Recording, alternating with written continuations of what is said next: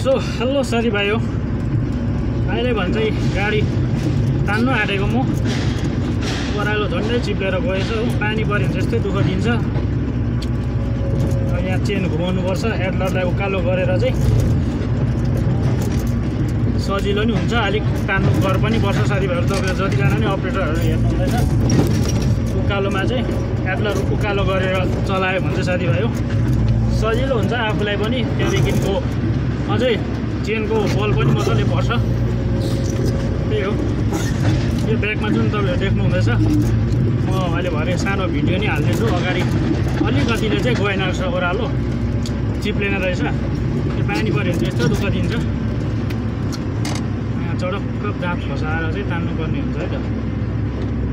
यहाँ तल चाहिँ झन्डै गएछ।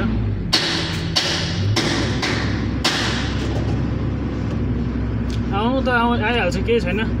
तपाईँहरू जतिजना नि ड्राइभरहरू गुरुजीहरू हेर्नु हुँदैछ मेरो भिडियो, पानी परेको बेला अथवा अरू बेला पनि सतर्क भएर चलाउनुहोस् होला। अलिकतिको छिटोले गर्दाखेरि ठुलो सक्छ।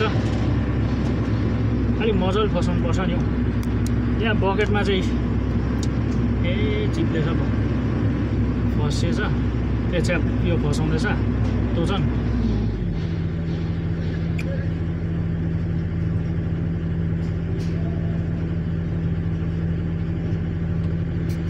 ल त म एकछिन भन्छु।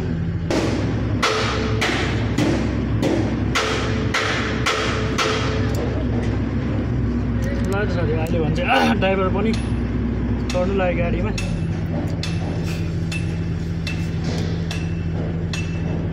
ड्युटी पनि अफ हुने टाइम हुन आँट्यो। पानी परेकोले चिप्लेको, पानी परेन नि यही बाटोमा मजाले चलिहाल्छ हो। धेरै दिन भएको थियो बाटोले दुःख नदिएको। तपाईँ मेरो च्यानलमा एक्टिभ हुनुहुन्छ भने तपाईँहरूलाई याद पनि छ होला यो बाटोले कति चाहिँ गाडी ताने हुन्थ्यो भनेर। सो अहिले फेरि सुरु भयो।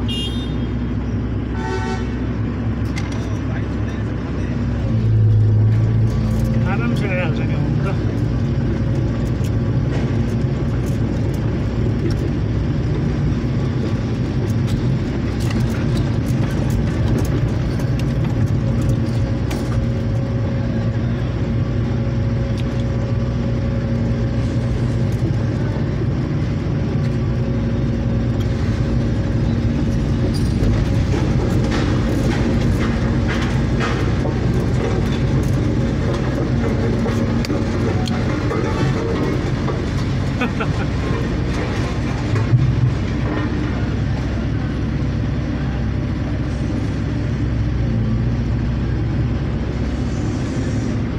साथीभाइ पानी सक्यो।